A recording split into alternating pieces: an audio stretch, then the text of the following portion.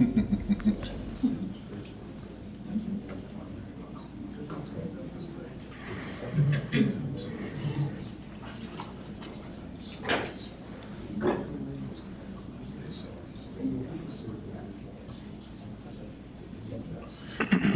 do have 6:59. Well, we will begin in 1 minute. Hello, everyone, and welcome to the April 8th, 2025 meeting of the City of Westminster Planning Commission. Anyone who would like to speak, there is a sign-up sheet in the back of the room. Please sign up. At this time, I'd like to call the roll. Can we get a roll call, please? Commissioner Zhang. Present. Commissioner Mayo. Here. Vice Chair Carpenter. Here. Chair Boschert. Here. Commissioner Calling. Here. Commissioner Dunn. Here. Commissioner Tomaszek. Here. All right. We have 7 members of the commission here tonight, so none of the alternates will be voting. And at this time, I would like to entertain a motion and a second to approve the prior meeting's minutes from March 25th, 2025. So moved. And do we have a second? Second. Thank you. All in favor, please say aye. Aye. Aye. All opposed, please say nay. The motion passes. The meeting minutes are approved. We have one item on the agenda tonight. That is item 3A, public hearing and consideration of preliminary development plan amendment and official development plan amendment for Valley View Estates planned unit development. I hereby open the public hearing for item 3A. At this time, I would ask Ms. Batzel, if I mispronounce your name, please let me know, to go ahead and begin her presentation. Good evening, Commissioners. Is this on? It's not working. Let's check. Hello, check. We have no power to the microphone We tonight, tested it so- earlier and it was working and it's decided. Curtis, can you give us one more mic check on the lectern, please?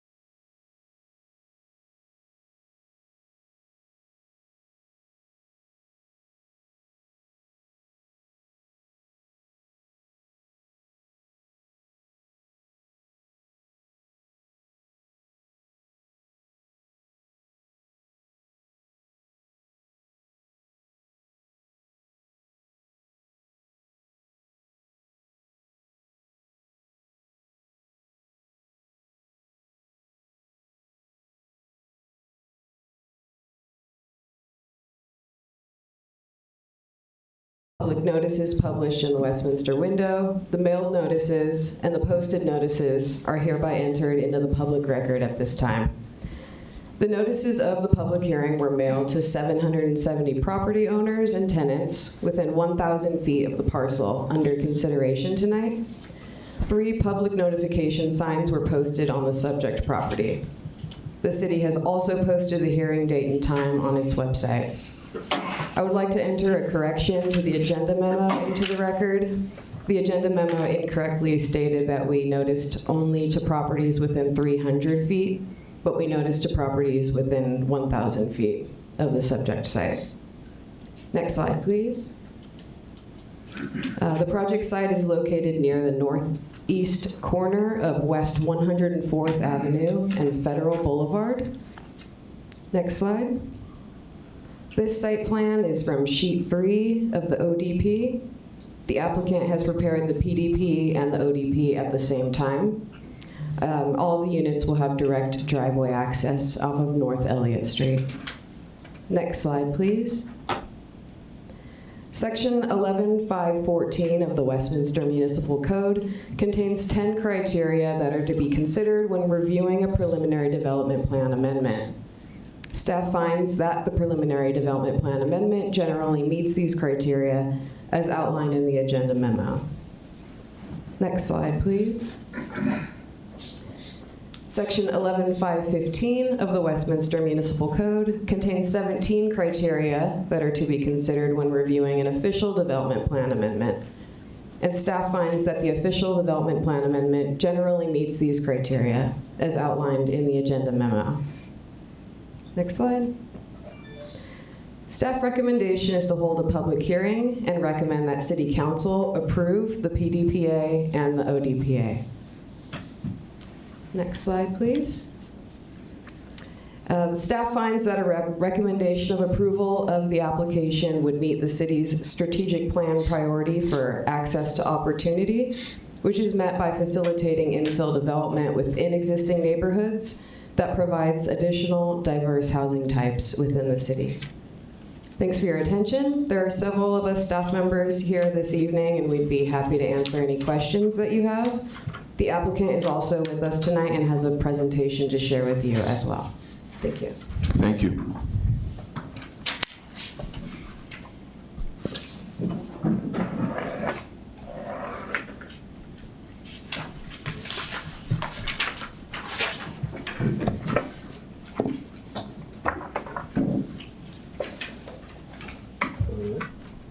Thank you very much. My name is James Palmer. I'm a senior landscape architect and project manager with DTJ Design. We work within housing development, community development, parks, and additional retail and commercial opportunities. My name is Dave Rounds. I'm a senior architect with DTJ Design. So I work on the building side of it, where James works on the planning and landscape side of things. Thank you. Next slide, please. We'll give a brief presentation here of a couple key points that we'd like to emphasize on the project intent. The intention here is to develop a vacant, this would be considered an infill style parcel of land for residential use. The intention is that it is a walkable, it has walkable destinations across 104th for multiple retail and commercial options and surfacing. The intent is to provide an attractive market rate housing product that is fitting with the existing community. There's a need to meet a key demand for additional types of housing within the city. This provides that. And furthermore, it's just to be a good neighbor. We want to add to the strengths of the existing community and build upon that and see greater success for all. Next slide, please.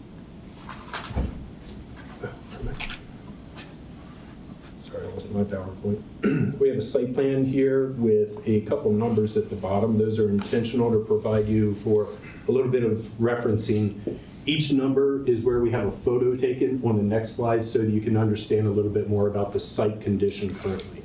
So as you can see with the red box, that's where our Valley View's estate site is. Just to the north of us is the large Valley View Park, multi-use fields, play equipment. To the south, across 104th, is a retail, shopping, and commercial center with additional services. Over to the west is a collection of automotive dealership, sort of impound lots, if you will, and a Elks Lodge. And then over to the east, we have the existing community. Next slide, please. So again, here we have a collection of images from the street view. Number one, looking from 104th, looking northward on the site. As you can see, the site is vacant. There's limited vegetation of meaningful value. There's very limited aspect of habitat in terms of flora and fauna. The site has been disturbed in the past, and it's a narrow site, as you can see. Shot number two is looking from the corner of Elliott and 104th, sort of straight down, a straight shot down Elliott with the site over to the right-hand side. Number three is more so mid-block on Elliott, looking due east toward the residence behind the privacy fence that's existing. And then number four is at the bottom of Elliott where it turns, it makes a sharp right turn, it turns into Decatur Street at that point. This would be the lower end of the site. Just to the left of this image is where Valley View Park is. Excuse me. Next slide, please. Here we have an expression, a little illustrative here to help illustrate the variance from where landscape versus building versus pavement would be. You can see the buildings in white. There are 12 single-family attached units. They each have a individual driveway that connects directly to Elliott. Each of the units has a 2-car garage. On the back side of the units, there is an open lawn. Everyone has a privacy or side fence, pardon me, side lot fence. So each unit has a small front yard area, a larger rear yard. There is a vegetated swale in the rear of the property on the east side. That is trapping all of our drainage water on site, bringing it down to a rain garden stormwater management facility that's shown in the bluer color to the left. That's the low point on the site, so all drainage on site comes onto this stormwater management facility. Over to the opposite side of the site, to the right, is a roughly 9,500 square foot park space with a loop trail, shade pavilion, seating, dog waste, dog poop bag station, and a entry signage piece. There's also abutting 104th on the property next to the park space is a berm with a privacy fence and brick columns that are designed to align with what's existing to the community to the east. So that is their style of fencing. We're trying to mimic that and pull that through so it looks like one unified facade on 104th. Next slide, please. Here we have two site sections that are illustrating the building elevation in consideration of the grade of the site. So these are split units. There's a 2-level front face, a walkout to the back, so it's a rear walkout patio at the lower elevation. And this helps to illustrate how pinched the site is in terms of width. There's not a great depth in this particular site, so it's a challenging condition. Next slide, please. Here we have a couple color elevations so you can get a little bit of a sense of materiality. Apologies for the heavy black line at the bottom. That's the earth, not rendered well. All of these units are projected to have 50% masonry, which helps with one of the code points charts. There's additional materials that have all been put into the city's review per the proper protocols and have been approved to date. Next slide, please.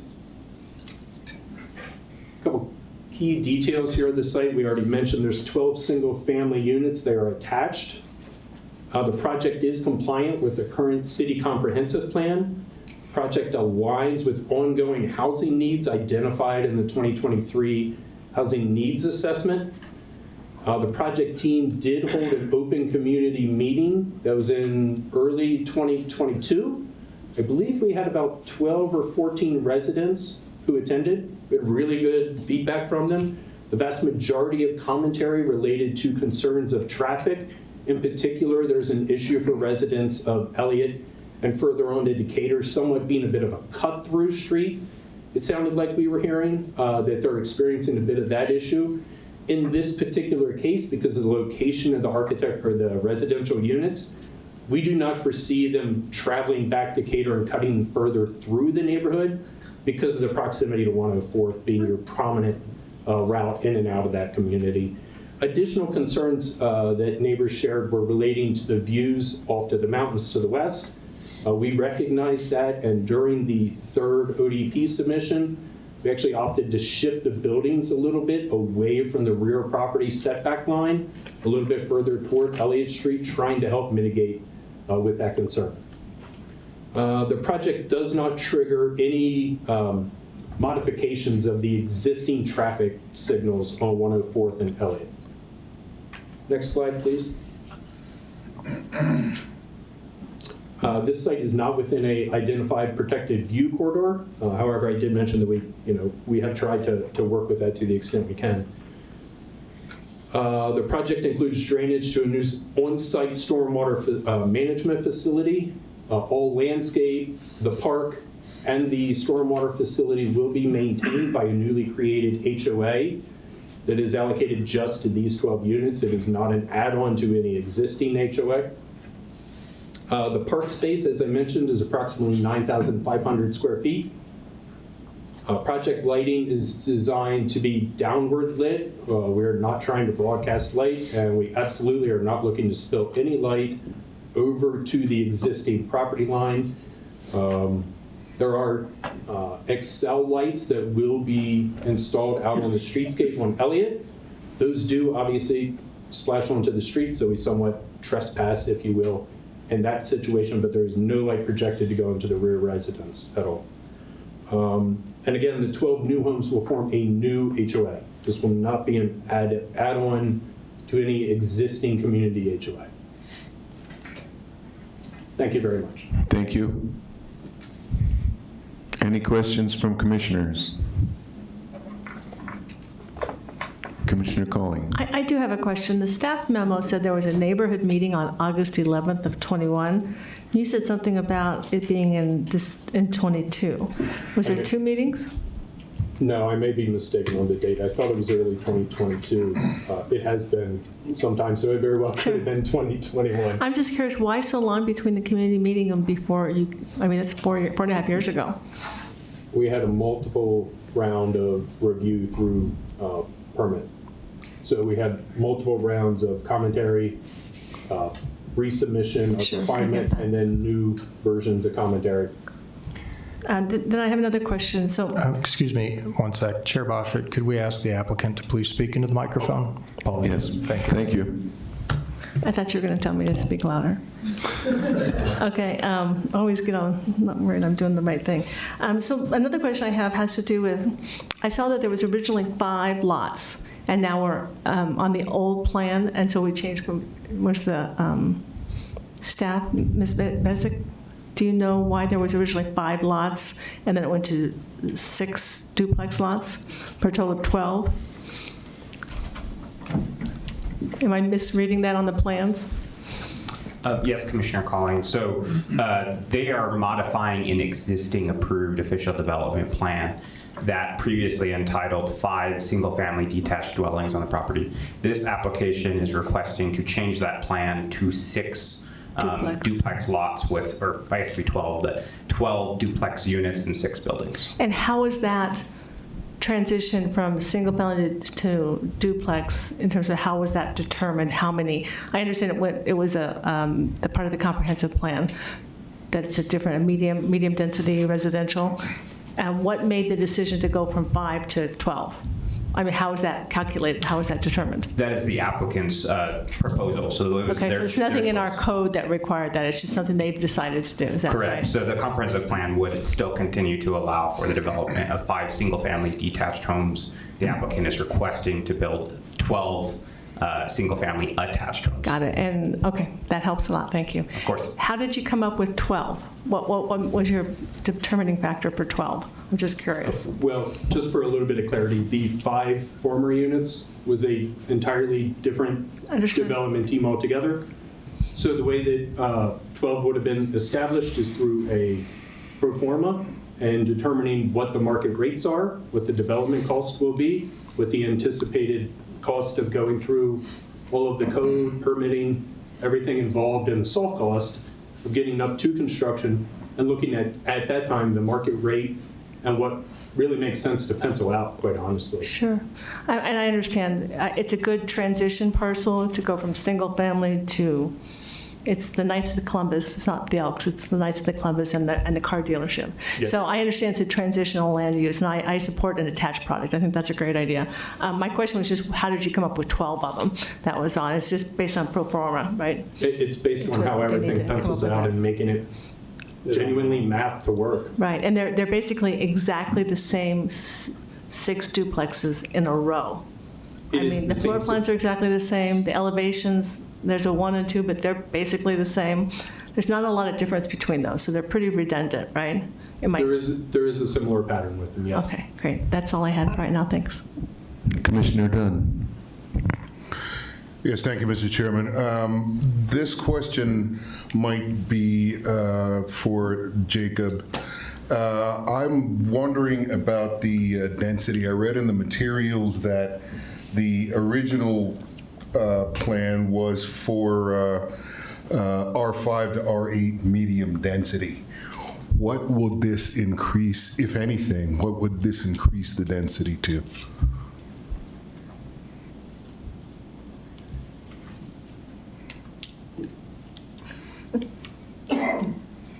Does Jacob know we're looking at him?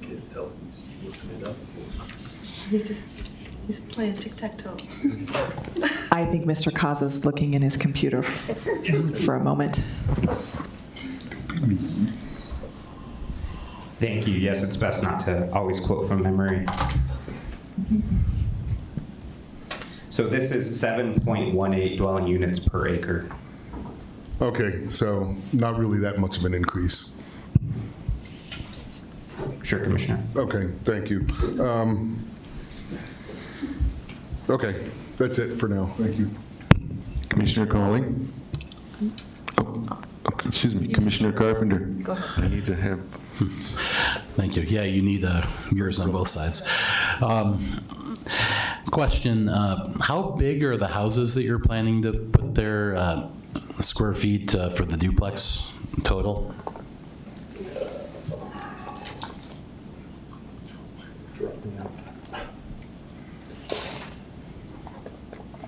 Apologies.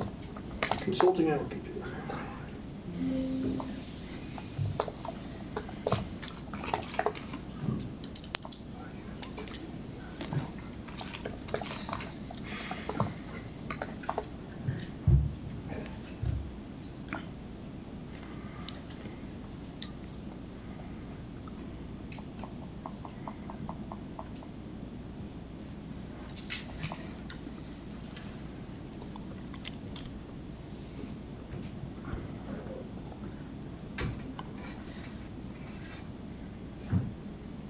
Yeah, so the total finished floor area of the units is 2,400. Raise the mic, please. Thank you. Total square footage is 2,400 square feet Okay. for each unit, split between the first floor and second floor, roughly equal, of about 1,200 square feet each floor. Okay, so the footprint then is approximately 2,400 square feet per duplex. Correct. Okay, yeah. That was up and down was the 2,400, so the would also be Right. the gross first floor area. So the footprint of a unit would be 1,200, and both the duplex together would be two 1,200 square foot plates, so a 2,400 square foot footprint for each duplex. Got it. Okay. And this may be a question for staff. Sorry to keep making you look things up, but if in a hypothetical development with the current entitlements for those 5 lots, how big of a house square footage footprint could they hypothetically build with the current planning?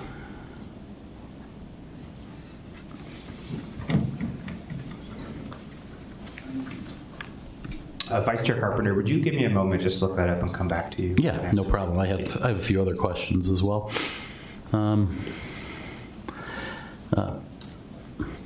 So the on-site stormwater, are you taking care of all your drainage? Are you doing a 100-year detention in that rain garden? Is that your intent? Yeah, please on there, Mike. Yes, that is the intent, to have a 100-year volume. Okay.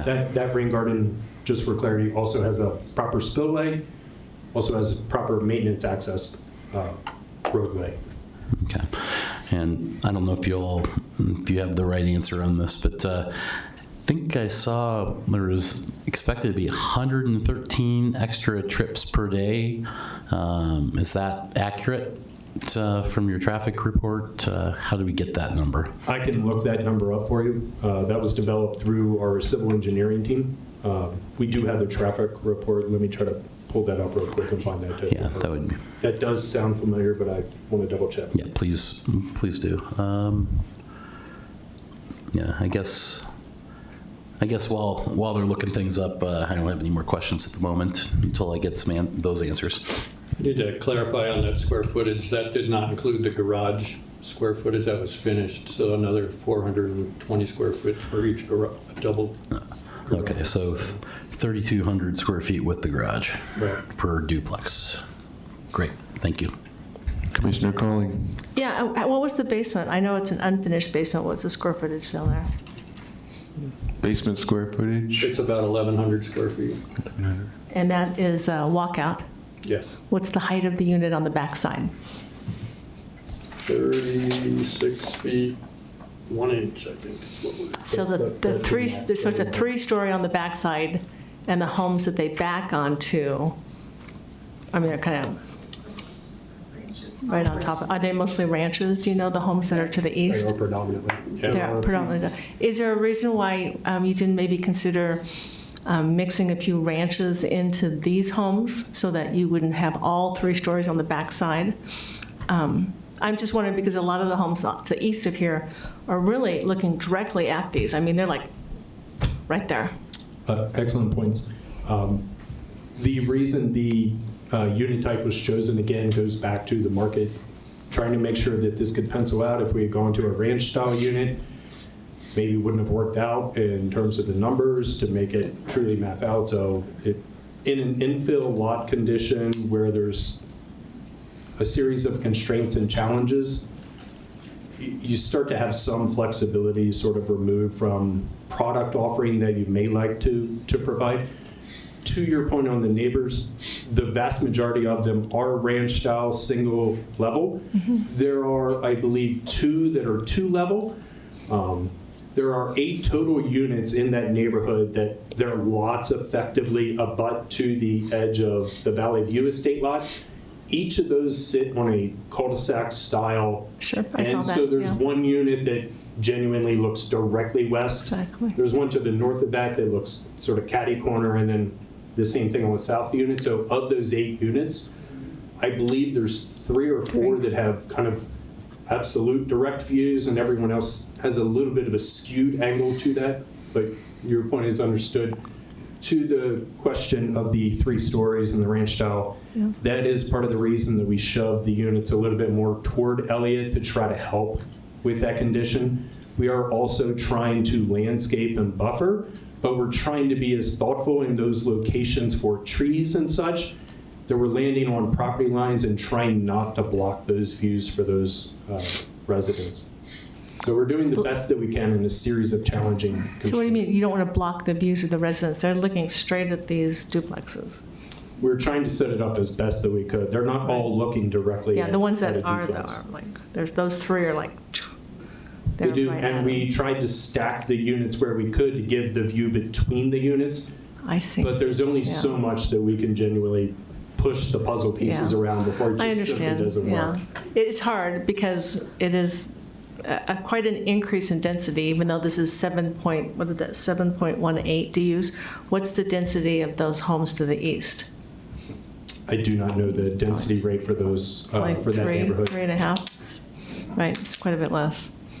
Anyway, that was just, thank you for that, for your feedback. Absolutely, sure.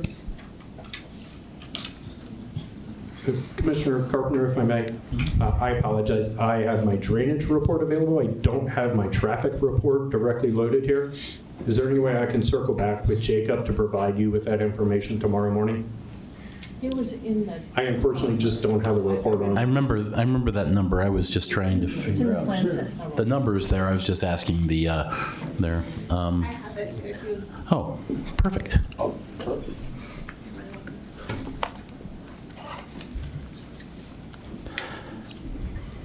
Yeah, so the average weekly trips is 113. You are correct. It's a weekly or daily? Weekday, sorry. Weekday. Sorry. Thank you. Yeah. And by the way, I apologize for making faces. All of a sudden, my throat has gotten a little sore. So I'm not judging or anyone in the audience. I'm just kind of struggling a little bit here. So I'll breathe this way. I will not breathe on any members of the commission. Thank you.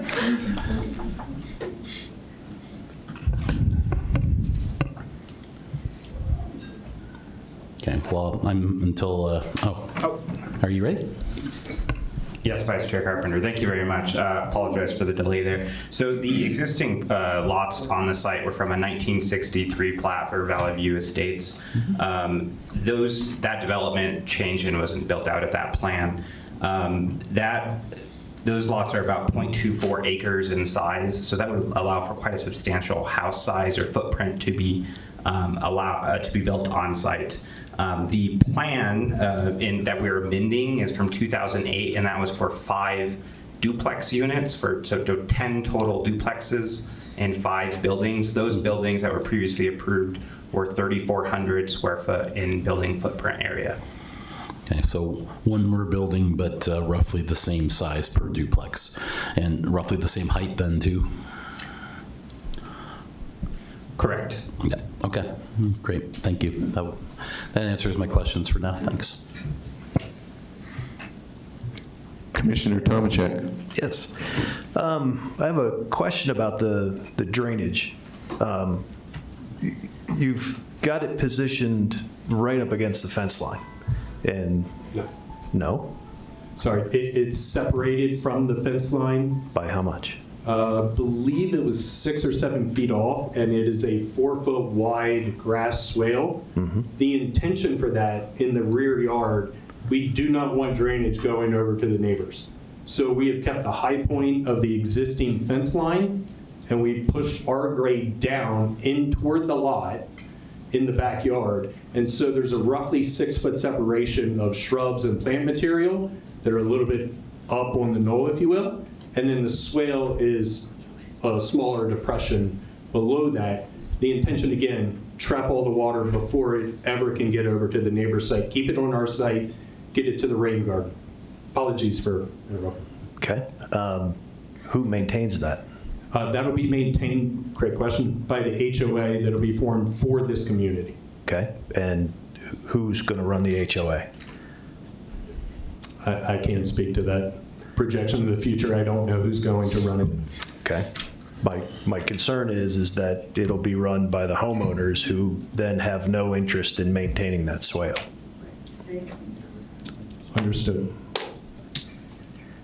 As far as the traffic goes, well, actually, let's stay on drainage for a minute. How much does your study cover water that is pushed out of your rain garden and down the hillside? That's Elliott and Decatur. Good question. So the drainage report study looks at both the water that's on our site and how we're handling that both in water quality and in treatment. Mm-hmm. So the grass swale and getting to the rain garden, there is a spillway structure that leads into the existing storm drainage system of, well, pardon me. It will first fall from the storm drain or from the rain garden system into the gutter pan. So there's a small chase that will run under the existing sidewalk on Decatur. It'll fall into the gutter pan. It eventually leads into the city's storm drainage system, which leads into a larger regional system that's a bit north of the site. And all of that is run through the proper analysis through the city's code for stormwater management, which, as I'm sure you're aware, leans off of Mile High City Flood or Mile High Flood District. And so it is in conformance. It is in consideration of the greater regional system. Mm-hmm. The intention is obviously that we're slowing it, trying to get it to infiltrate to the extent possible, delaying the release into the storm drainage system of the city. Okay. This would be for the city, and I don't know if Jacob would be able to answer it or not. Did the city consider the fact that that drainage over that part of the world doesn't work very well? And that you're only adding to the problem? Quiet, please. I know this because I live over that way, and I spend most of my winter time helping neighbors dig out the ice and snow that has accumulated by the drains. The stormwater, I'll be honest, whatever you guys have assumed, the city may not have given you very good information of what happens downstream of these properties. To that end, I'm not sure leaving homeowners responsible for their own drainage, even with an HOA, and then adding to an existing problem, is that that great an idea.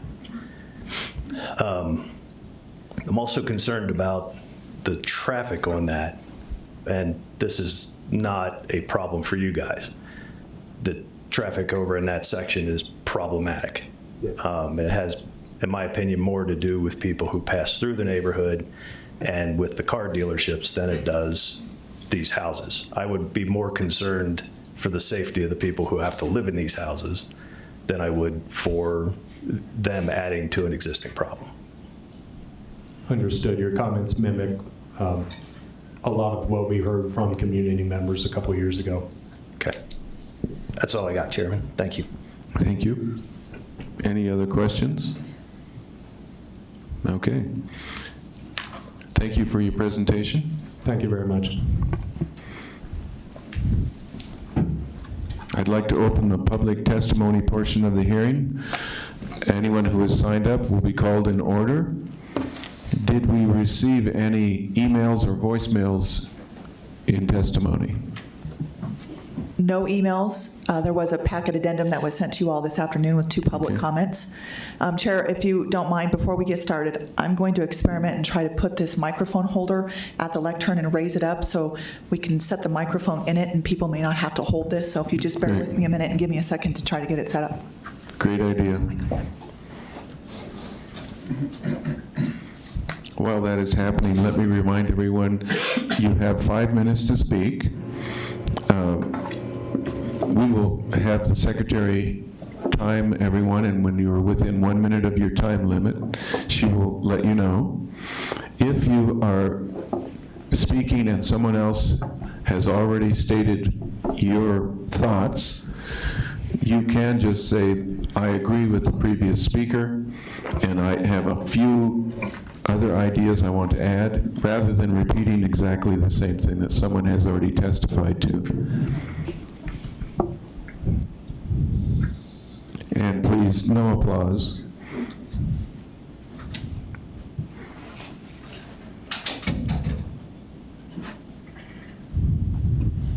Thank you. So the microphone is set up there. I would not recommend pulling the stand any closer to you. It probably will topple over.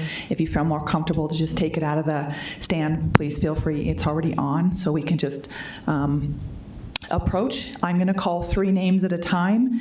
If the first speaker will come on up, because we do have quite a list here, so we'll try to be as expedient as we can. We'll call the first speaker up. The next 2, if you want to just kind of queue yourselves up here in a closer chair. That way, when that speaker is done, they can make their way back to their seat, and then the next 2, and then I'll call the next 3 up. So first speakers are Amanda, and I'm going to apologize ahead of time about names, Amanda Messick, Debbie Gordon. No, I'm not speaking, it says no. Oh, I apologize. Alex Baker, I think that's what that says, and Chris and Tammy Romano. There's no indications. Okay. How about Gary Bland? Yes. Thank you. Okay, and let me please ask that you abide by the 5-minute rule, and please state your full name and address before you speak. Thank you. Hello, Planning Commissioners. My name is Amanda Messick. I live at 2792 West 104th Place in Westminster. My property is right. Oh. Here. Hold on, just pull it towards me. Do you need me to start it over then? No, I think you're okay. My property is right in the middle of the proposed new development. My family and I will have half of 2 units and 1 whole unit directly behind our property. We are that west-facing property that you were talking about earlier. I have many concerns with the proposed property. The first concern I have is how many exceptions were given to this property. It seems like the justifications are written so this property is either too small or too large, depending on what the exception is. The 2 I have most concern with are the front building setback and the rear building setback. It seems like these properties are going to be way too close to our properties, which would lead to sewer, flood, and landscaping problems such as overgrown trees and roots. I am also increasingly concerned about the elevation of these units, with the development being at street level and the projection of the dwellings to be almost 30 feet above our properties. I am also concerned about the traffic. In the traffic justification, it says it will only lead to about 113 new trips for this development. That is a huge number of trips for a small suburban community with a park next to it where many children play, dogs walk, and baseball games are held. We already have structural damage to our streets with the amount of cars that use our small suburban streets, and this will lead to much more traffic. Along the lines of traffic, there are safety concerns. That corner of the north side of this development is a traffic hazard in the winter. Many, many cars have gone through the dealership fence going too fast around the icy corner. Imagine the young families that will most likely inhabit this new development and their kids playing in the driveways while they are shoveling. Does it seem safe to have them next to a corner that has seen multiple accidents already? Lastly, as a longtime Westminster resident, we love living in Westminster because of the open space, parks, and spaces between houses. Now it feels as if Westminster is building more and more apartments or duplexes everywhere you look. We can't have a single spot untouched. This tiny parcel of land is way too small for the amount of building being proposed on it. These massive dwellings will tower above our houses as a complete out-of-place eyesore. I urge you to reconsider the priorities of Westminster, develop every inch of land, or retain long-term residents that take care of their properties and their city instead of looking for somewhere else to live. Thank you for your time. Thank you.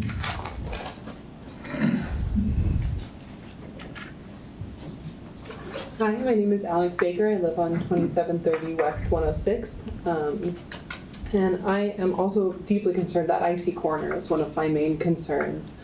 I'm also concerned about the fact that there's no street parking for the new residents. That there's going to be at least 24 cars if there's going to be 12 houses put up here, and nowhere for them to park, nowhere for them to host any sort of get-togethers, and they'll probably just start illegally parking on that street, which is pretty slim already. So it's going to be dangerous. And 104th is, people are going way too fast. There's going to be some extra danger here for just the general population. And what is that big building that's going to be across from the development is going to end up being a parking lot for these new residents. The Knights of Columbus. I have a very strong feeling. I don't know if they know that they're going to be a parking lot, but they will become a parking lot for this new residence, which might be fine with them, but I just think it's a fair concern. I want to make sure that we definitely have buyers for these. I don't want giant houses sitting and then being a big empty building for a long period of time. Concerned about construction traffic, everything being closed. There's only 2 ways in and out of that area for the most part. For some of, at least my little cul-de-sac, you can only get in and out with 2 streets. And if that is closed off, there will be only 1 way in, 1 way out for anything, for who knows how long, for how big these homes are going to be.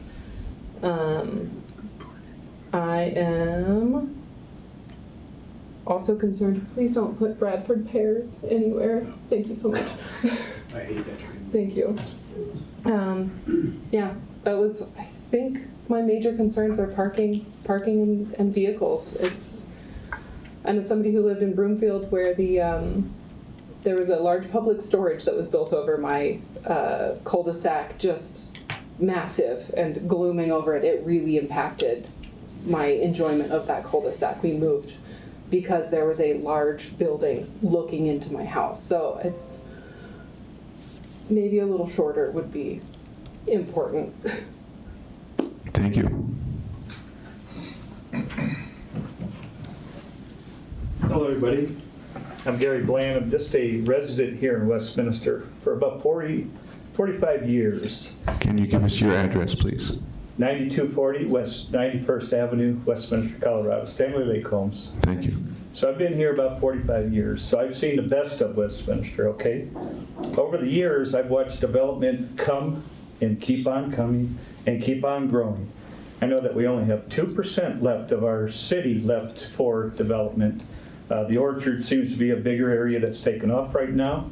But I want to bring light to what the original 24 comp plan actually gives us as residents in the city of Westminster. I think you need to read it over. These people are here bleeding with their hearts of what they want. From what I see on this screen here, that massive thing sitting behind my yard, I wouldn't be happy, just to be honest with you. And that's just because the building regulations, I think they need limit size. I think you said maybe bring in some tone, give some of these guys at least some view if this project goes forward. The water situation, you're right. That seems to be one of these things that escapes everybody's minds. We have weather here in Colorado, it changes every day. Hot, cold, rain, hail, the whole number of things that go on in the city. The traffic that I hear of, and I'm gonna agree with these guys, if that's there that much traffic, 104th concerns me anyways, a high traffic area. So just with that, the other thing I want to mention is with this property being built, this seems to be when they build any type of construction, it's a time constraint. If this was available, these 12 units, if I wanted to approve it, I'd say let's build them all, let's get the board established. If you're gonna have an HOA in there, if the developer controls it, I've read articles about Castle Rock, they were set back by what, $20 million for a tax assessment?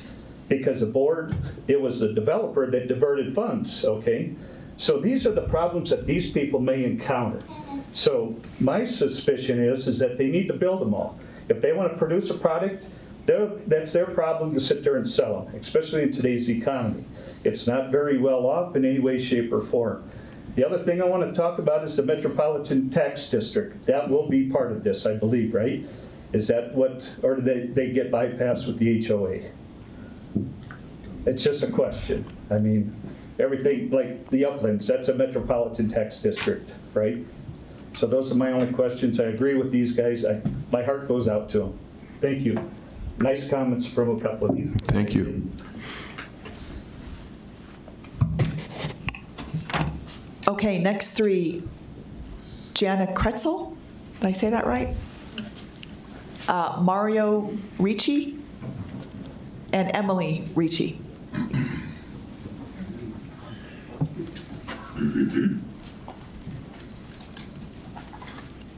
Good evening. My name is Jana Kretzel. This is my husband, Steve. We're at 2794 West 105th Drive, which is Lot 1 on your map. We bought our home here in Meadowlark in 1988, and the plans for this development are overly concerning in so many ways. We've talked about traffic already.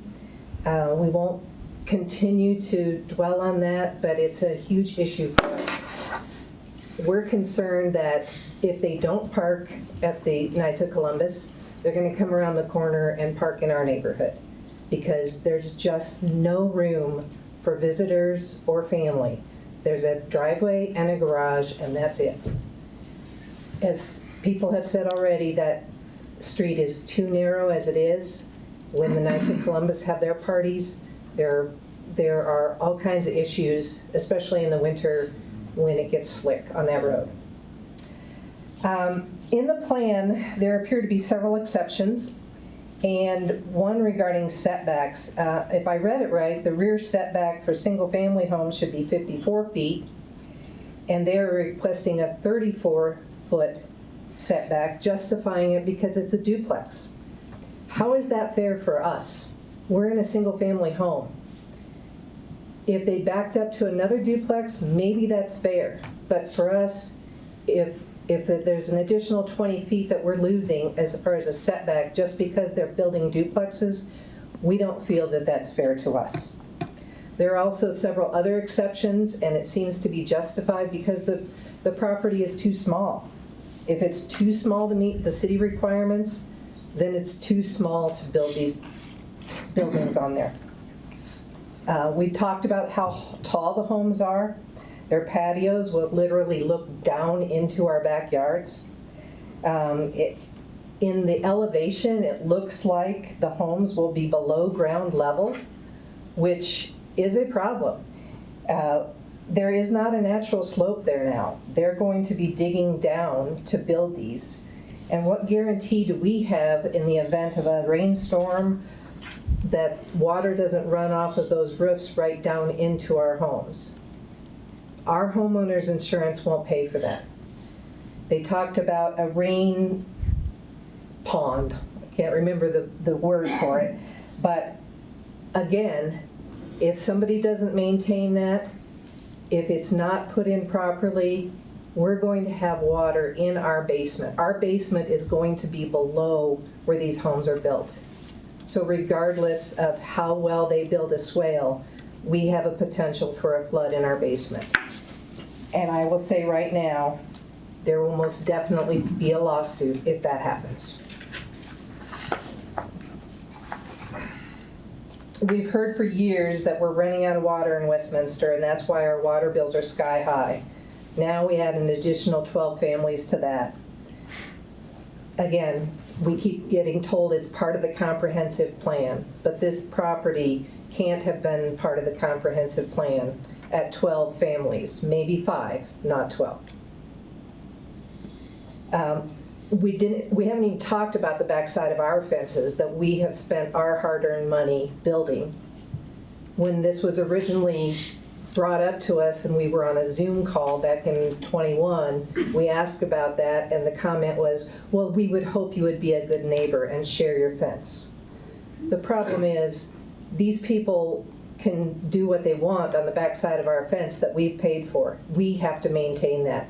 I can guarantee you the homeowners association for this new project is not going to rebuild our fences for us. For many years, there have been dragonflies on that property that eat mosquitoes.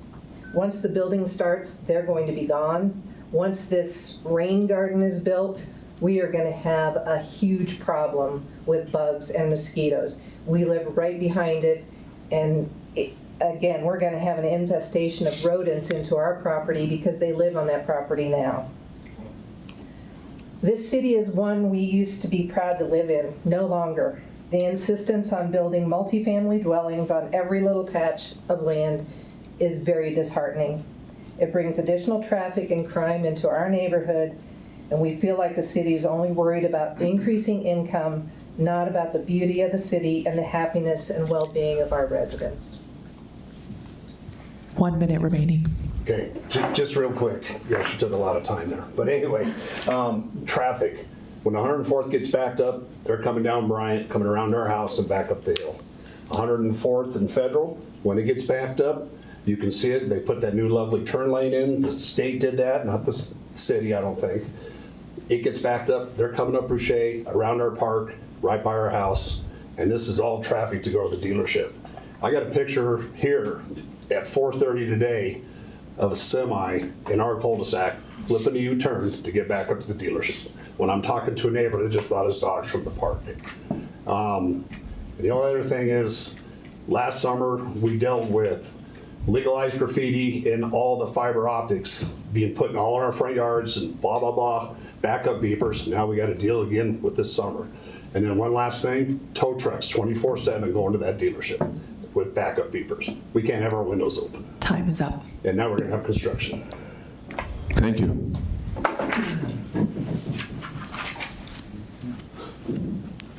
Good. All right. So I wasn't invited to the 2021 meeting. I don't know why. I'm literally a street beyond those guys. I don't know if that's just a mistake, if it wasn't sent out to as many people. Okay, can you give us your name and address, please? Mario Ricci, 2747 West 106 Circle. Thank you. So I don't know, well, first, I don't know why I was missed. I think there's a ton of concerns here tonight. I'm assuming almost everybody here is going to be voicing a negative opinion. I did want to first ask, is there a vote on this tonight? Yes, there will be a vote. Okay. Great. So I just want to tell the council. I mean, we've had a lot of talk about traffic, and I'm assuming we will continue to hear about this. I don't think you guys know how busy that street is. It is a cut through. There is literally no driveways on that street. On the street, really that exists, or the street it turns into, right? So Elliott or Boucher. This doesn't really match anything nearby. I am not butting up right back to that fence, but man, a 36-foot house right behind a bunch of ranches is it's gonna look weird. It's gonna tower. I would be, I mean, again, I wasn't invited to the 2021 meeting, but like 5 ranches on that, I could actually see that being a really good fit. It would probably match. I don't know about the driveways. Again, that'd be weird, but it would match. Having 12 families in there is a little nuts. We have, I mean, this whole neighborhood probably has some drainage problems as is. With Colorado, if you guys have lived here for a while, you know, we can get like flash floods out of nowhere. That will definitely be a problem. And and then not to mention the user construction. So I guess my question is, I know this is maybe not like a town hall or something, but my question to you guys is, if everybody here, or even, you know, I don't know, 90% of the people here talking are really against this, are you guys still going to vote yes on this? You'll have to wait and see. Okay. Well, I hope you listen to the people. I know a lot of people didn't show up because they feel that kind of their voice is not heard, even if they say, even if, you know, twice as many, 3 times as many people show up, their voice isn't heard and they get voted against anyway. So I also heard a lot from the planning. It sounds like this is just basically shoehorned in. There's a ton of exceptions. It doesn't go along with really anything that should be done. So hope you listen to people tonight and vote no. Thank you. Thank you.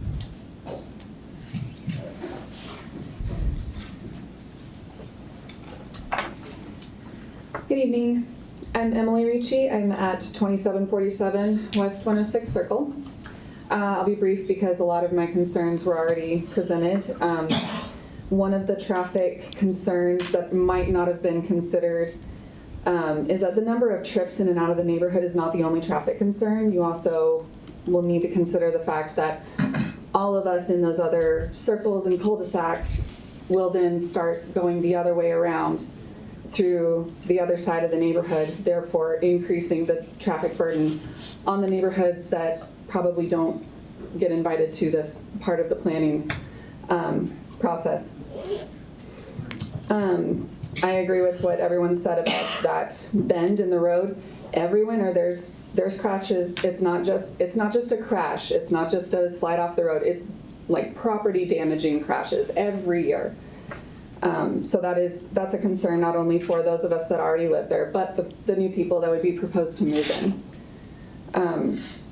I'm going to second what was already discussed about the cars parking on our circles.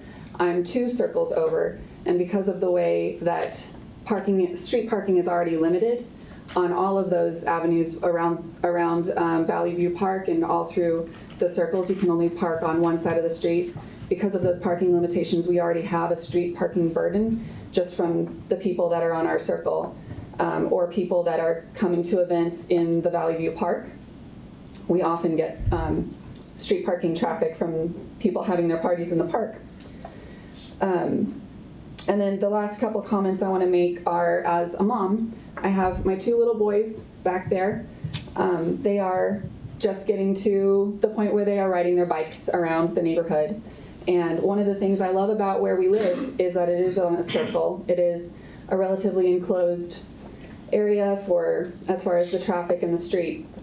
The increased traffic from 12 new homes is definitely going to mean less safety for our kids riding to and from the parks that are within easy distance for the little kids to go to. And we have had a lot of turnover in our neighborhood in the last few years, wonderful turnover of young families and hopeful new parents coming into the neighborhood. We are watching a lot of new kids arrive every year, and it's wonderful. And that's going to be an increasing concern for our little part of the circle as well. One of the things that is special about our circle, I feel, we have a pretty good community on our circle. We watch out for each other. Increased traffic, increased parking of unknown cars on our circle is going to make it much more difficult to police our own community, to keep an eye on each other, and to know what is and isn't normal on any given day. So as a mom, I would like you to consider all those factors as well. Thank you. Thank you.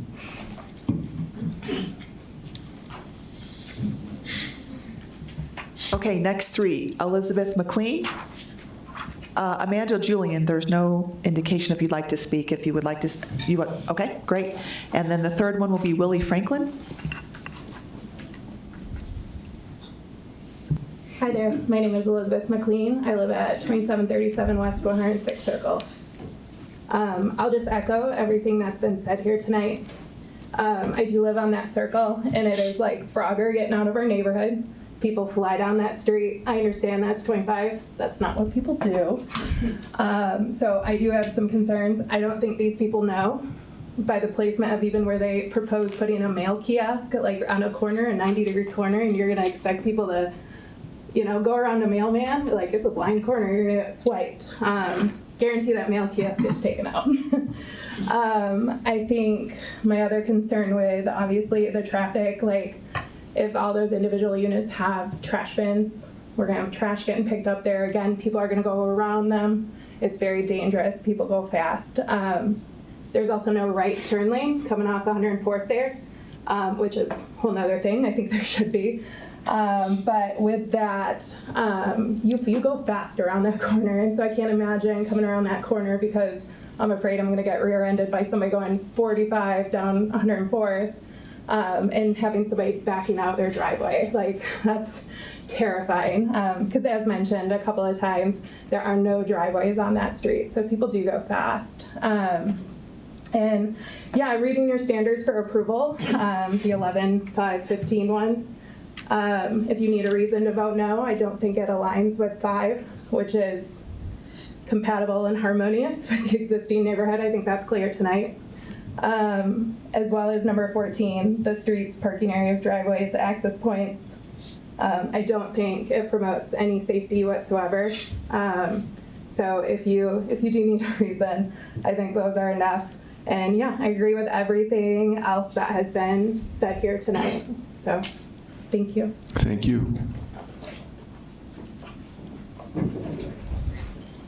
My name is Amanda Julian. I'm at 2717 West 106.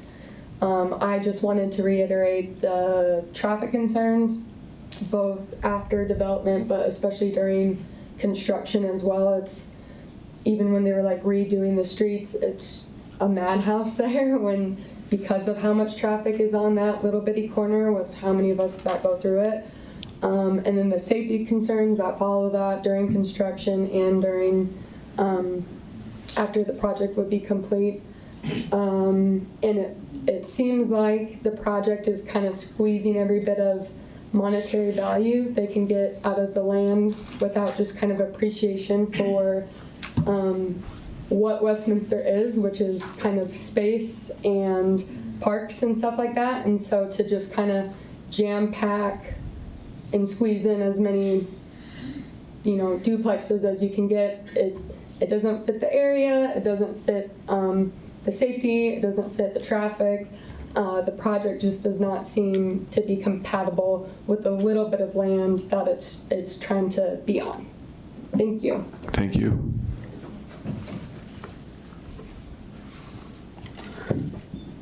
Good afternoon, I'm Willie Franklin. I live at 2760 West 106th Circle. I've lived there since 1992. I was there before Legacy Ridge was built. I was there when the land was farmland. And so I watched everything grow up in this area. We keep talking about Elliott to Decatur. Let me give you my sense on that. Every time there is a party for Columbus, Knights of Columbus, they fill that street up, and the parking and the driving in that area becomes very intense.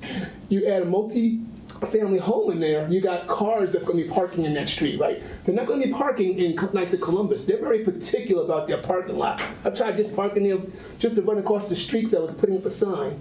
And they called me up and said, hey, you can't park in here. So I don't think that's going to be a parking lot for these residents. That's a concern.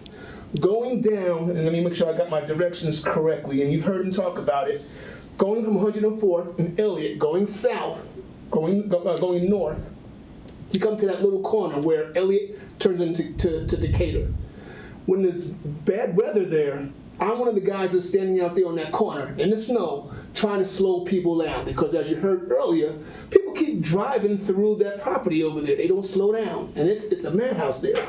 In the summertime, I'm watching my neighbors here cut their grass and the cars flying by. They're on that corner spot of where it becomes Decatur. I think they're the first unit, and I watch that. It's very dangerous there. I'm on 106th Circle, and so I could watch the park from my house as I'm standing outside, and I watch the traffic, whether it's morning or afternoon. They're flying through this street. Part of the presentation I heard today was that it's going to be 113 new vehicle traffic. They mentioned that they don't anticipate that people are going to drive down to Decatur.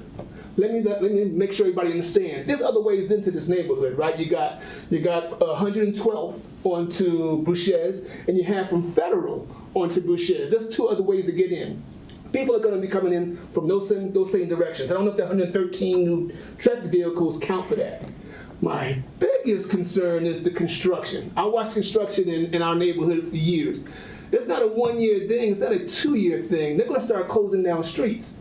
Where's the traffic going to go? It's just a concern, as you heard, there's new kids on the block, and I'm loving that. You know, the neighborhoods are building up, they got kids in the park, and they don't pay attention to the traffic. They are running across the streets. Dogs are running across the streets, and we haven't had a serious accident yet, but it's coming. And so adding more houses to this neighborhood could potentially add to that problem.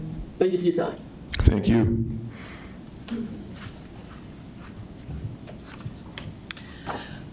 Okay, next three. Jim Fenimore. You want to speak, sir? Okay, you're up number one, please. Scott Sundby. My concerns and questions have been covered. Okay. So Scott will cue you up first. And then we have Jenny Falcon. And then John Palmer, you want to be third? That'll complete the list of who's signed up. If you'd still like to speak after that, go ahead and cue yourself up here in the front and we'll get to you. Hello, my name is Scott Sundby. I live at 2735 West 106. The commissioners and also the audience, thank you for your time so much. I'll be brief. A lot of the main points have already been said. We moved, my wife and I, and I've got 4 wonderful little kids. We moved from Thornton to Westminster a few years ago. We're very excited to buy in 106th Circle. Why did we buy there? We bought there because most homeowners have lived there for at least a decade, if not 2. There's a long history of people that care about their properties, care about their community, tax-paying, hardworking, good people that we wanted our family to grow up around. There's also other kids in the neighborhood too, that's a bonus. So with that said, we moved in and it's been a fantastic experience. I will say that adding more dense housing inside that area is going to put more strain on everything. We've already talked about roads, already talked about infrastructure, talked about trash cans was one of the points I wanted to bring up. So thank you, Elizabeth, for bringing that up. I picture those out in the street being an issue as people are driving. That road, North Elliott, this year did pretty good, but other years, it's been a sheet of ice multiple times in the winter. If you're driving uphill in North Elliott, which would be headed southbound towards 104th, and that's a sheet of ice, it's dangerous. People have crashed in the fence. I've got some pictures if you're interested, but you could imagine crashing in the fence multiple times a year. Can you imagine someone pulling out of a driveway, trying to get up that hill? Are they going to be using chains? Like, again, it's not every day, right? It's a few times when there's some ice that comes down several times in the winter each year. That is a serious safety hazard to have additional vehicles and houses right there. I also want to echo what I think Alex and also Emily said about safety for our kids. Got little kids, like trying to get my 6-year-old to learn to ride his bike. He's like, please, son, put your helmet on. Alex sees all the time. He's like, he's out there riding. Like, oh, get your helmet back on. Oh, sorry, Dad, I'll get my helmet on. The last thing we need is more traffic in that area, trying to fill that area with more homes, more dense than it's intended. So I just want to ask you to consider the neighbors, consider the atmosphere of Westminster, consider why some of us moved into Westminster to begin with, because we wanted to live here and be part of this community. Thank you. I appreciate your time so much. Thank you.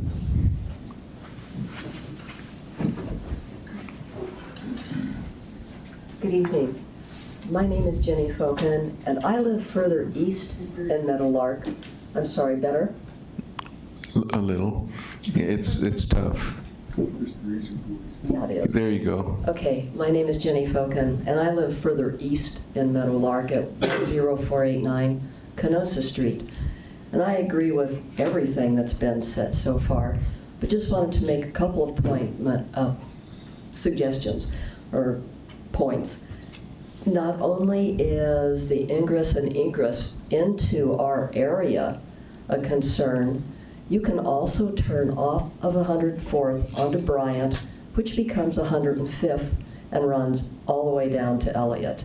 So now we're going to start having the traffic diverting up our street. 105th is a racetrack. And I've seen more people than not get hit, and it just doesn't make good sense for that kind of traffic. Also considering that for 12 units, you're going to have at least 24 cars. And all of these people are going to be backing up or entering into a very congested area. And I will attest that Elliott gets very slick. And I've watched someone go through that fence. Now, I feel bad for the neighbors that are going to have everyone looking over into their property. So I guess what I'm suggesting for the safety of all of us, particularly our children and those of us who walk dogs, please consider not approving this. Thank you. Thank you. Maybe. Just set it down, thanks.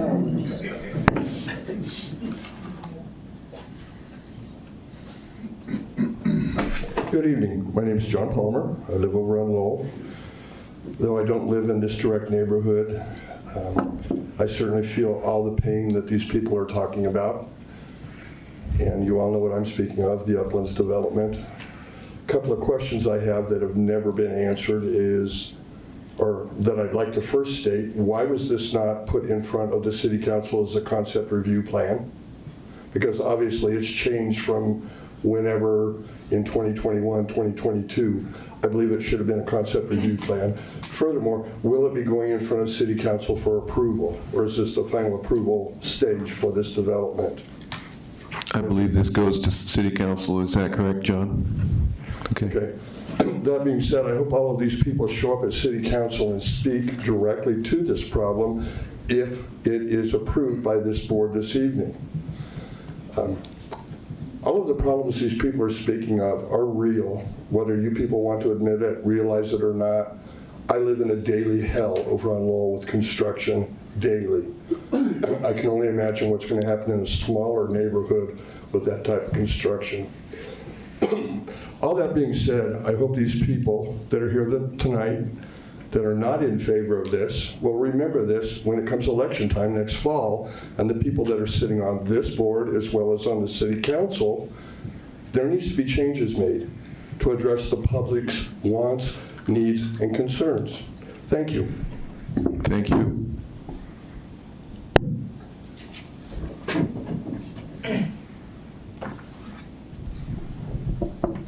Okay, good evening. My name is George Ochoa Jr., and I live at 2792 West 105th Drive, which is lot number 2 in your stuff there.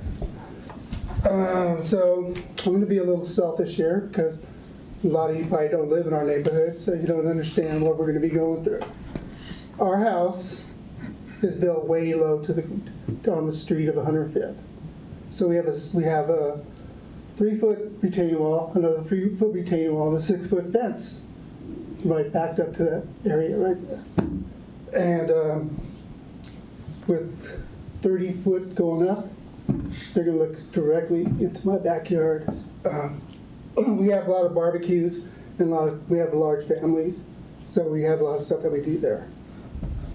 That's my concerns on that part of it. A lot of you guys don't know the area, so you do because you live in the area. I lived there for 22 years. I've been there for 32 years.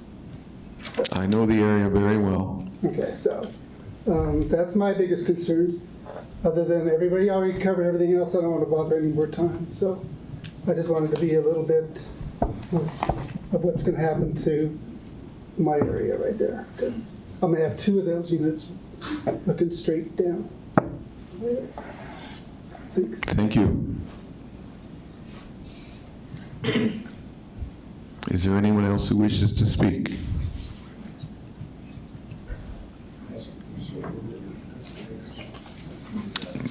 No one else has signed up? Okay. At this Sorry, time. one more. Oh, Excuse we've got us. one more. I'm so sorry. No, go ahead. My name is Kathy Ochoa. I am George's wife. We've been there 33 years. Moved in when my son was born, and since then have raised 2 children there. Our community is very close. We all support each other, not for reasons like this, but in general as a family. And the concern that I have as far as the safety, which we've already spoke about plenty of times, but I don't know if you know the reality of the speed limit that is going by there. It is not 25, it is not 20. It's much faster than that. And I personally have seen a car go over the corner of one of my neighbor's property, which damaged their rock garden that was there, their flower garden. So I get it. It's pretty bad when you have to have reflective lights on their corner to make sure that it's noticeable so they're not whipping around that corner. We do have a lot of seniors in our area. We do have a lot of, in our little cul-de-sac, more of the younger families come in, which is great to see. I personally work at a school in North Glen, so I totally see the new families coming in, and it brings a new perspective to the community, which is a lot of, in my opinion, a lot of fun, enjoyment, and getting to get out of your homes to be able to meet all the new people. Doing this is going to be a concern to be able to cross Decatur to get to that park, which I already see that just by going over there to take a walk around the park, and you're having people driving pretty quick and pretty fast, not really putting their brakes on, going around the corner by the dealership to head up to 104th. So that definitely is a concern in that area. So that was my concern. Biggest concern for me, in addition to the safety, is, you know what? I planned for my son's graduation and my daughter's graduation, and my house enables 2, maybe 3, possibly 4 of these units behind my home, because I am the biggest pie where I'm seeing all of this. Yes, we do have nice gatherings, things like that, but it's beautiful to see your retaining wall that I spent a lot of money on, and I'm worried that the drainage and the swales are not going to be right. It's going to come in, break down my retaining wall and everything else that is been planted into that wall. So that's a concern, and I just really don't want to see people looking into my house and into my parties or 1 minute family remaining. gatherings. So that's a huge concern. I think that'll look like a real eyesore.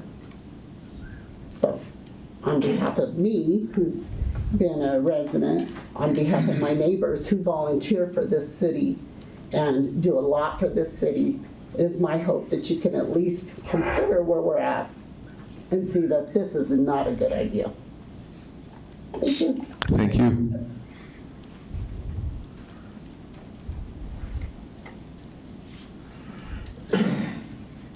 Sure.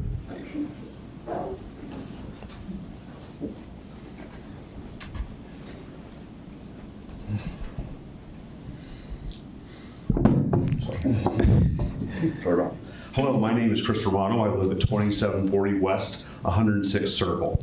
Thank you for allowing me to come up and discuss a few issues. One of the things I wanted to discuss, and someone kind of brought this up, all the issues that I've brought up are very, very real. But one thing that you guys probably know, I moved in that home in 2013, and as I understand it, the entire circle, our streets shaped like a horseshoe, totally flooded. Almost every person on that block, including my house, has 2 sub pumps. There's a reason for that, because it flooded from the hill. The city had to come in. They had to refix the roads and so forth, and it was a complete mess from what I understand. I feel something like that, if these houses were built, especially the elevation they're at, it'll happen again. That's something that concerns me. Another thing, being that road being a horseshoe, That road is literally a racetrack. I actually have signs in front of my house. I actually wave people down to slow down. I wonder if speed bumps would help. I was told that that's not something that's possible by the police department, but speed bumps, lighting, whatever. But we do have very little kids, Scott being one of them. He has 4 kids over there. And Bill's seen it before. He probably knows about the water issues. We just have had a lot of issues with people zipping around that corner, you know, almost drag racing. And at one point before the park was in the end of the road, there was drag racing. And a lot of it comes from the apartments down the road and up Elliott Street, around the corner by the center there, the Knights of Columbus area. There is a lot of traffic when they come up, like they said before. There's just a lot of people run through that area. So I just want to reemphasize, it would be a strain on this community if we had that going on, and I appreciate the vote to reconsider. Thank you. Thank you.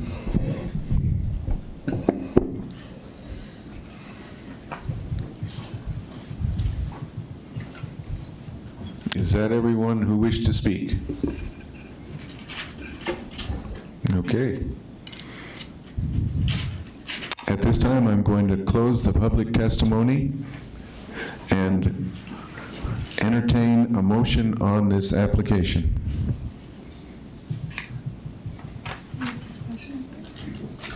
We can make discussion either before or after. Usually discussion comes after. Commissioner Mayo.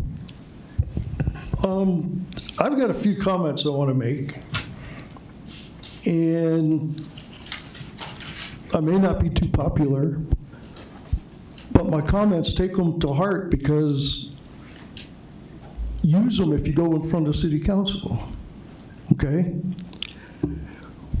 We're not here tonight. I think we've kind of lost scope of what we're here for. We're not here to decide whether we're going to leave that vacant land or if we're going to build 6 buildings. We're here to decide if we're going to leave it 5 buildings or allow the zoning to change to 6 buildings. Okay? Everything I've heard so far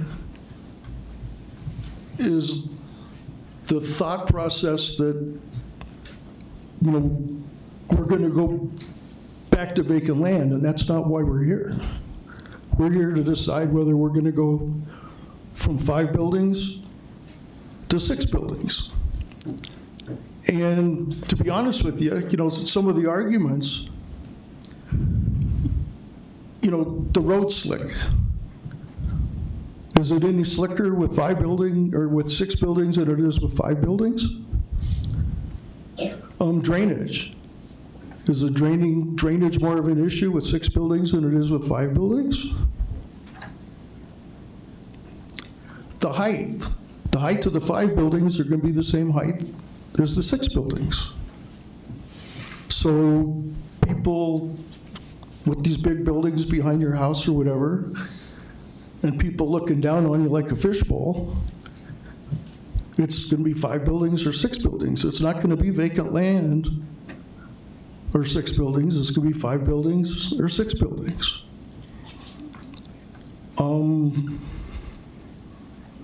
Let's see, weather. Weather's not really going to be that much different if it's 5 buildings or 6 buildings. So, you know, when you're, you know, because I assume you're all going to come to city council, but when you come to city council, keep in mind that they too are looking whether it's going to be 5 buildings or 6 buildings. They're not going to be looking at whether it's going to remain vacant land or 6 buildings. Thank you. Thank you. Any other discussion? I would like to make a quick comment. Infill on a property like this is incredibly hard to accomplish. We have a housing shortage in this city. The city would like to see more single-family homes, and these are attached, but they're still single-family homes with children which several of you mentioned you love to see. And in my opinion, the majority of the traffic from these buildings are going to go out onto 104th and will not be going through the neighborhood. Secondly, the new drainage plan might actually divert a considerable amount of the water that is currently flooding these homes away to a detention pond. So this actually could improve the rain resistance of this whole area. I have not made a decision yet how I'm going to vote on this, but these are the things I have to weigh against the comments you made tonight. So I am going to wait for the motion before I make a decision. Any other questions, or do we have a motion?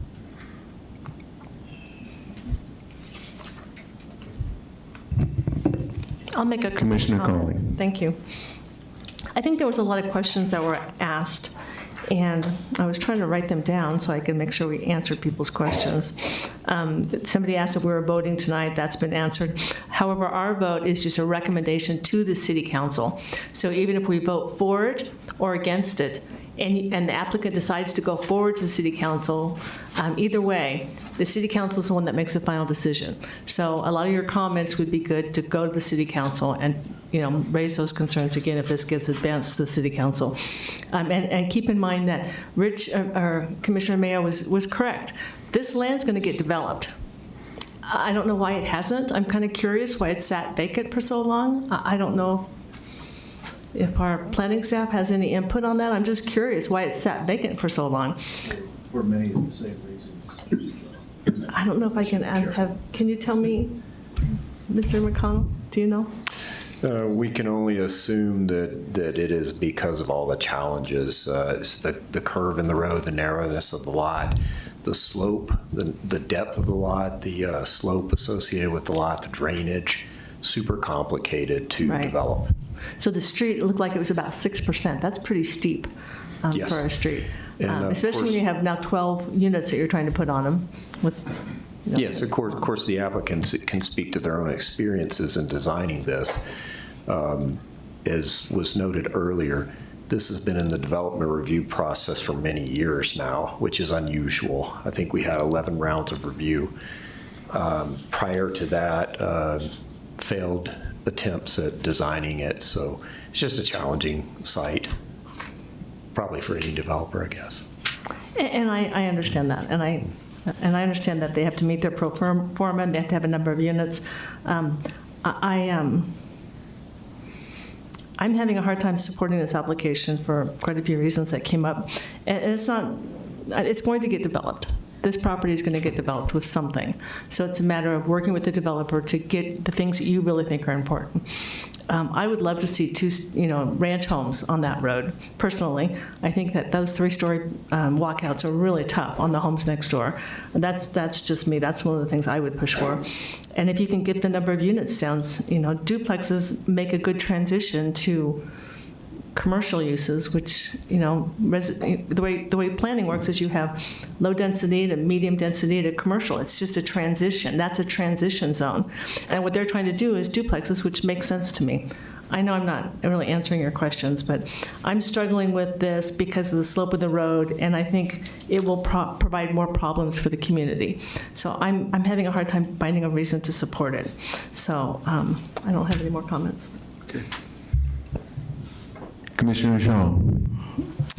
I too am conflicted, but I think the thing that keeps coming to my mind is there is indeed a housing shortage in the Denver metropolitan area, which has affected the city of Westminster, which has affected folks who work in the community, both in the schools and the private sector, who can't really tap into the housing market.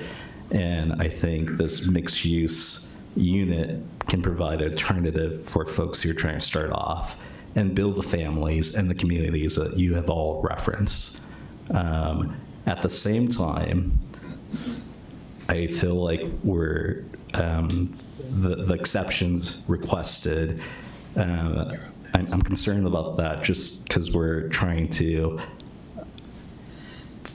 I feel like we're trying to force something into a small little area that may not be harmonious to the community at the same time. So I am conflicted. I understand the need to build this mixed use. There's a need for it. The data indicates that there's a need for it. And I think the city has done their due diligence. The city has noted, they went through 11 rounds with the developer to get to this point. So it's not an easy place. It's not an easy area to develop. But at the same time, I'm also aware of your concerns as a community. And so that's where I'm at right now. Commissioner Carpenter. Thank you, Mr. Chairman. I guess I have a couple of questions before we wrap up. There was a question about a metro district versus an HOA. This is just going to be an HOA and no metro district, or is there going to be both? It could be for the applicant or for the staff. I anticipate. Come on up to the mic, thanks. Hi. I anticipate a HOA, however, we are willing to work and take a look at, what works best for the community. Okay, so the answer is maybe. Maybe. Okay, got it. Great. Not great, just trying to get to my next question, sorry. Got half my brain tied behind my back this evening.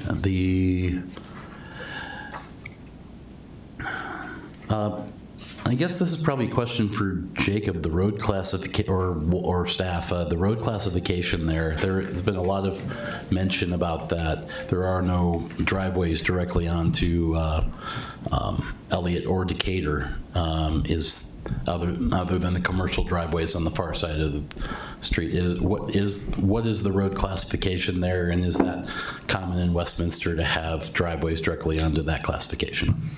Thank you, Vice Chair Carpenter. So that road classification is a local street. It is very common to have driveways on local streets. It is posted at 25 miles per hour. And I did hear the community comments about speeding there.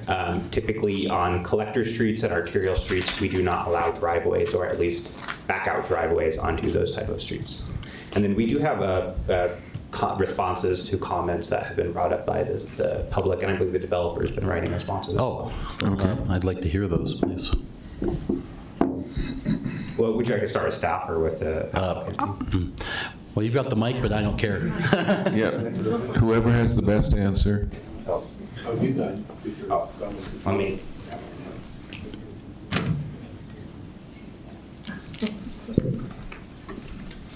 Thank you. I had writing some notes from here. I was looking at things. On exceptions, this project is requesting 5 exceptions. 2 are for setbacks, and then 3 are for other project items. 1 is to not include as many dog cleanup stations. 1 is for the setback, the distance in between walls, and the last one is a median requirement for the entry into a subdivision. So just 5 exception requests there. We do have other projects that are requesting a lot more than that. So just a quick clarifier on that.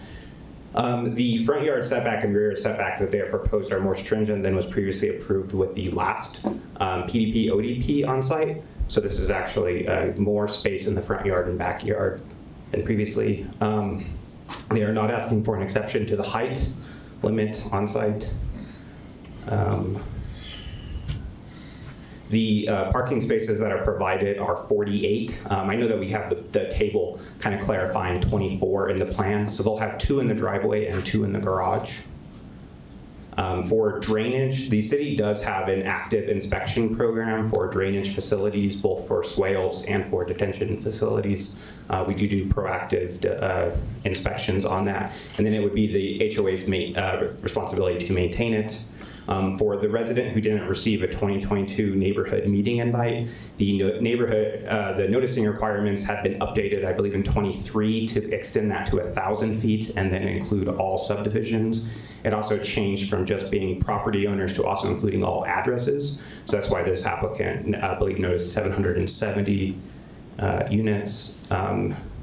And then I did want to clarify something. I've heard a lot about ranch-style units in the neighborhood. There are 2-story and split-level units in the existing neighborhood adjoining. And for the density concerns, it is within the comprehensive plan allowance for 8 dwelling units an acre. And then for last question, why was no concept review plan heard at City Council? So that was not a requirement at the time of the application. The requirement for a concept review plan is for a new pre-application meeting that would require a City Council hearing. They need to go to a concept plan review, and that's a separate study session that happens before staff review, whereas City Council provides direct input. This applicant made their application in 2021. That requirement was put into place in 2023. And that's all of the staff response. Thank you. See why that's so tricky. You might just want to, there you go. Maybe.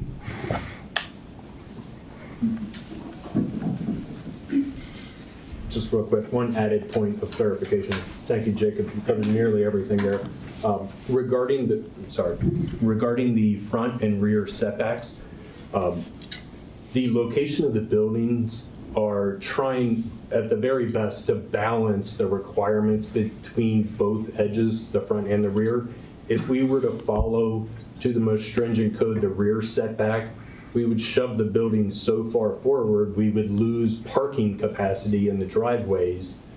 If we shove them too far back, then we're hindering further to the views and we're pressing the drainage closer to the property line, which we absolutely do not want to do. So they really land in what is effectively the best balance point that we can achieve on this site and trying to meet all the variety of constraints and challenges. Thank you. Thank you. Great. Thank you. I did want to ask, as far as the public improvements go, on other developments, the Uplands was one that was mentioned, but there's probably others where there's been traffic calming required by staff for streets and improvements to the street.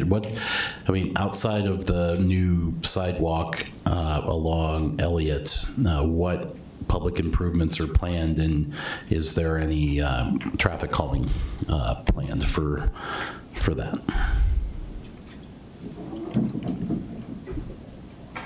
Thank you.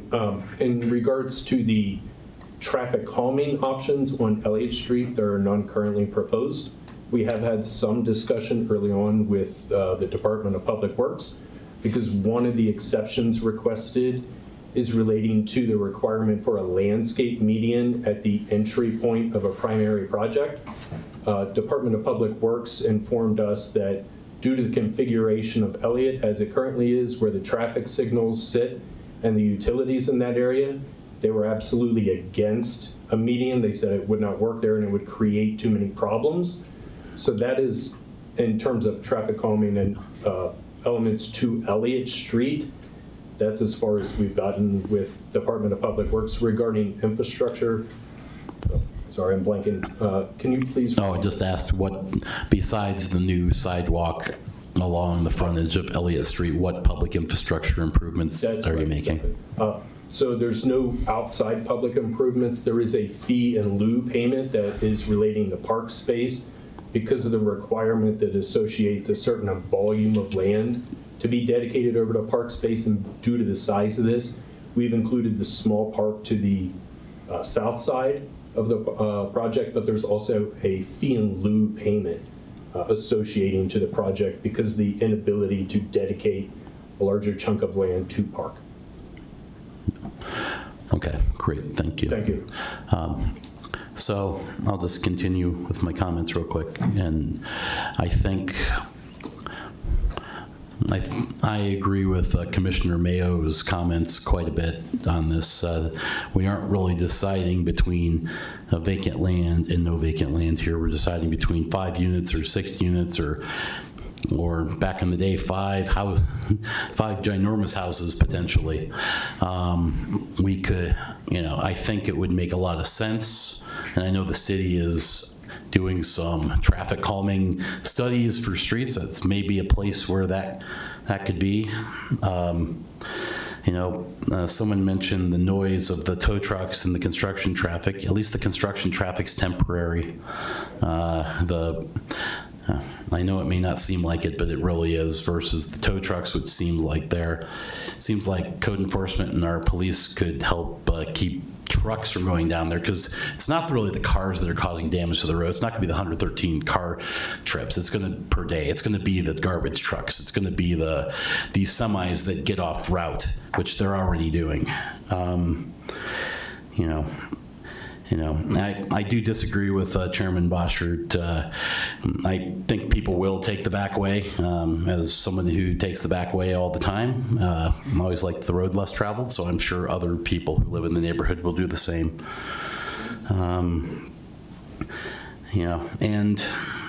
I think my last couple of comments is that, it fits the comprehensive plan. Could have 8 dwelling units per acre, which works out to 13.3 in hypothetical units, and we've got 12. It's really not much of a difference there. But definitely the water is based on our comprehensive plan, so we've got plenty of potable water there.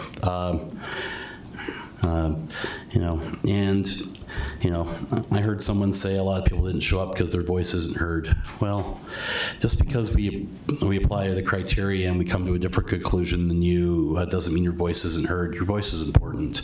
That's the reason we have these hearings. The problem is you can't always get what you want on land you don't own, and that's the bottom line. So, Mr. Chairman, I move that the Planning Commission recommend City Council approve the Second Amendment Preliminary Development Plan and Third Amendment amended Official Development Plan for the Valley View Estates Plan Unit Development. This recommendation is based on the finding that the Preliminary Development Plan is supported by the criteria set forth in Section 11-5-14 of the Westminster Municipal Code, and the Official Development Plan is supported by the criteria set forth in Section 11-5-15 of the Westminster Municipal Code. Do we have a second? Commissioner Dunn? Yes, I'll second. Okay, we have a motion. Is there any discussion? Commissioner Dunn? Thank you, Mr. Chairman. I have to admit to being as conflicted as everybody else up on this panel about this particular project. The thing that gets me the most is the possibility of the drainage situation going wrong. However, the people who are in charge of this are professionals, I take it. So there has already been one lawsuit threatened, and I can imagine there will be a bunch of them if something goes wrong here. That is little consolation for the people who might end up, with their basements flooded or whatever. But I have to think that this proposal wouldn't be up here if there weren't measures and countermeasures that would be put into place. And like our chairman said, there is the distinct possibility that these issues will be improved once the construction goes in. Based on that, basically, I will support this motion.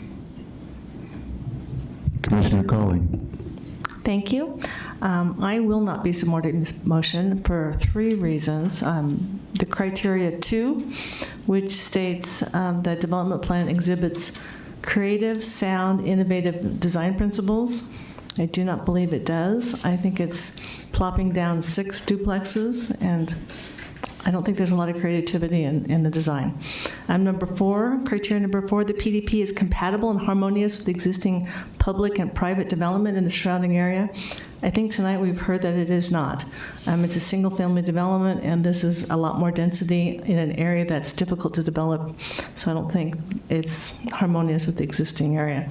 And number 7, streets, etc., driveways, etc., promote safe and convenient free traffic flow on streets. I think we've heard here that Elliott is a very dangerous street, 6%, with very little parking. I don't think that's going to promote safety. So for those reasons, I will not be voting on this application. I will not be voting for this application. Thank you. And one last comment. We are only making a recommendation. If you wish to testify in front of the city council, they have the final say on this. So, okay, I would like to call the question. Do we need a roll call? Commissioner Zhang. No. Commissioner Mayo. Yes. Vice Chair Carpenter. Yes. Chair Boschert. Yes. Commissioner Colling. No. Commissioner Dunn. Yes. Commissioner Tomachek. No. Would the no votes like to comment? I guess we've gotten your comment, Commissioner Colling. Mine mirror hers. Okay. Much the same reason. Thank you. All right. This item has been completed, and I would like to ask staff if we have any old business or any new business we need to address tonight. Nothing? Okay. All right. Do we have a firm date for the next meeting? Yes, April 22nd. April 22nd. Thank you. I hereby adjourn this meeting.